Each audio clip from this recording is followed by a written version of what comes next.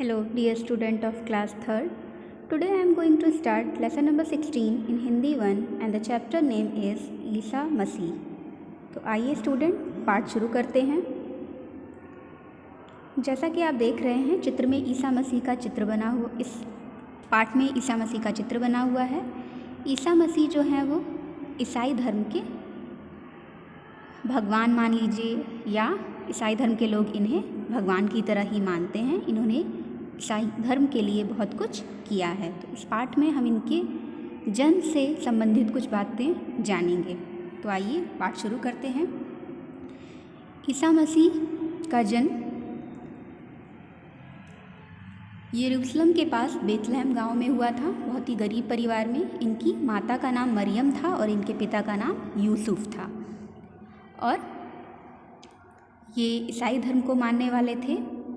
और इनका कुछ उपदेश था, ये लोगों को उपदेश दिया करते थे, सीख दिया करते थे कि हमें लोगों के साथ कैसा व्यवहार करना चाहिए। इनका कहना था कि तुम अपने शत्रुओं से भी प्रेम करो।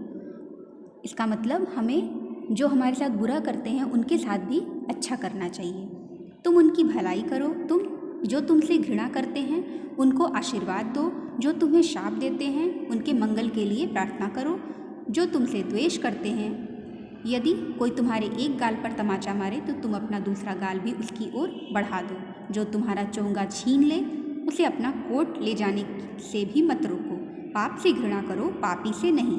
अपने पाप को छिपाओ मत, ईश्वर के सामने प्रकट कर दो। दीन दुखियों की सेवा करो, उनकी सहायता करो। ये सब ईसा मसीह के उपदेश हैं।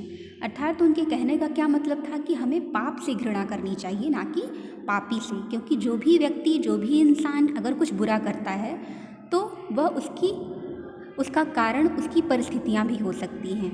वह व्यक्ति असल में बुरा नहीं होता है। आपको उसकी बुराइयों से घृणा करनी चाहिए, ना कि उस व्यक्ति से घृणा करनी चाहिए, और कोशिश करनी चाहिए कि आप उस व्यक्ति में कुछ बदलाव ला सकें। इसीलिए ईसा मसीह अपने उपदेश में ऐसा कहा करते थे। उनका कहना था कि जो तुमसे घृणा करता है उससे प्रेम करो। यानी अगर हमसे कोई घृणा करता है, हम किसी से बदले में भी हम भी अगर उससे घृणा करेंगे तो हम क्या होंगे, उसे बदल नहीं पाएंगे, हम भी उसके समान हो जाएंगे। इसलिए यदि कोई हमसे घृणा करता है तो हमें उसे प्रेम करना चाहिए। हमारे प्रेम से एक ना एक दिन वह ज़रूर बदल जाएगा। इस पाठ में यह भी दिया है स्टूडेंट कि जो ईसा मसीह थे उनके विचारों को यहूदी लोग पसंद नहीं किया करते थे। यहूदी लोगों का क्या मानना था कि ये अपने आप को बहुत अच्छा मानते हैं और ये अपने आप को ईश्वर का पुत्र मानते हैं। इनका जो मन करता है वो ये करते हैं। इस कारण ये यहूदियों को पसंद नहीं आते थे, और ईसा मसीह को यहूदियों की पूजा पद्धति, मतलब जो पूजा पाठ वगैरह होती थी, वो इन्हें पसंद नहीं आती थी। इनका कहना था कि हमारा ईश्वर जो है, हमें सिर्फ उसकी प्रार्थना करनी चाहिए और लोगों के साथ अच्छा व्यवहार करना चाहिए, लोगों की सहायता करनी चाहिए, दीन दुखियों गरीबों की मदद करनी चाहिए।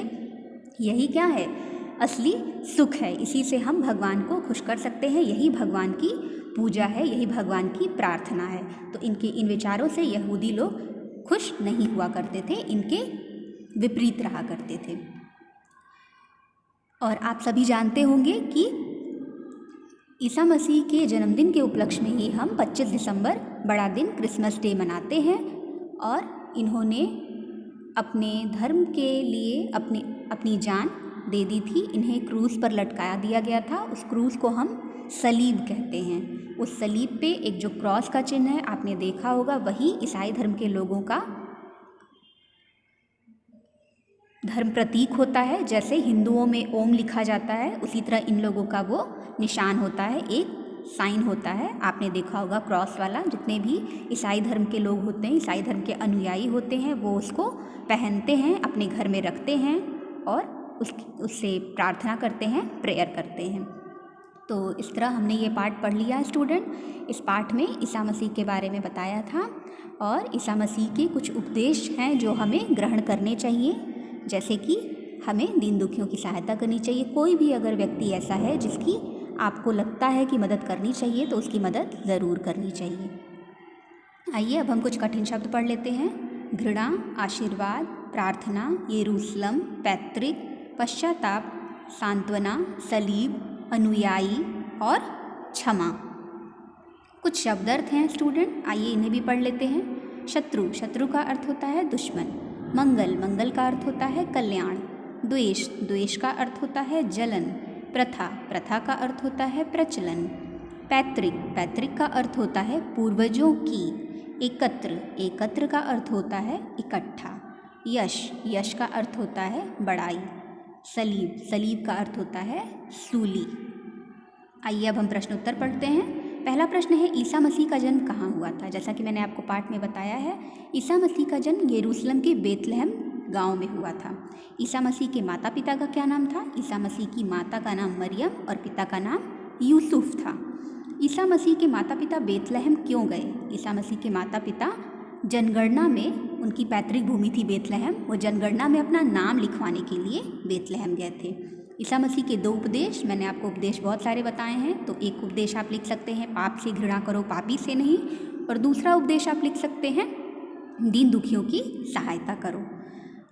अगला प्रश्न है, ईसा मसीह के उपदेश यहूदियों को अच्छे क्यों नहीं लगे? इसका उत्तर होगा स्टूडेंट, ईसा मसीह के उपदेश यहूदियों को इसलिए अच्छे नहीं लगते थे क्योंकि ईसा मसीह अपने आप को ईश्वर का पुत्र मानते थे और यहूदियों की पूजा पद्धति का विरोध किया करते थे, इसलिए यहूदी लोग उनको पसंद नहीं करते थे और ईसा मसीह के उपदेश यहूदियों को अच्छे नहीं लगते थे। आइए रिक्त स्थान पढ़ते हैं। पाप से घृणा करो, पापी से नहीं। हेरोद बड़ा दुष्ट राजा था। न्यायालय ने जीसस को अपराधी ठहराया। ईसा मसीह अपने को ईश्वर का पुत्र कहते थे। तो स्टूडेंट, इस तरह हमने पाठ पूरा कर लिया। यह पाठ मैं आपको पहले भी पढ़ा चुकी हूँ। उम्मीद करती हूँ आपको पाठ अच्छे से समझ में आ गया होगा। आप इस पाठ के एक्सरसाइज को बुक में फिल कर लीजिएगा, डिफ़िकल्ट वर्ड को लर्न कर लीजिएगा और पाठ को एक बार फिर से पढ़ लीजिएगा। That's all for today. Thank you.